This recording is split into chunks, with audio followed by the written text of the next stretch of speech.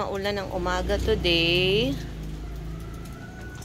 Actually, kagabi, kahapon pa nag-uulan, kaya basa yung mga halaman natin. So, aside from the plants na inaasikaso dito sa garden, meron din tayong mga birds, mga birds, mga alagang birds na kailangang pakainin every morning. Yan, kabibigay ko lang ng food sa kanila. Ayan o. Yan ang isa pa sa ating mga stress reliever dito sa garden. Ayan o, kumakain na sila guys. Ang cute nilang kumain. Meron pang isa doon sa baba. Nagsasolo yan. Yan.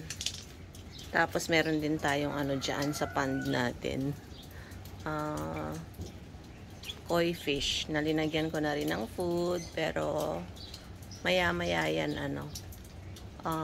kakain na yung mga yan. Hindi pa natin masyadong nalilinisan ng ating pond. Kaya hindi na masyadong kita yung mga isda natin dyan. So yan ang ating activity every morning dito sa ating garden. Hindi natin pwedeng pabayaan ng ating mga alaga. Responsibility talaga yan. So, pag nag-alaga ka ng pets, kailangan mo pakainin everyday. Bigyan ng tubig, bigyan ng pagkain. And so, with our plants, pag nagtanim ng halaman, kailangan naaalagaan din. Otherwise, matutuyo sila, mamamatay. Sayang naman ang ating effort. Sayang ang pera na ginastos.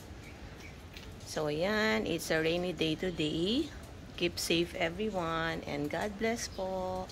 Bye-bye.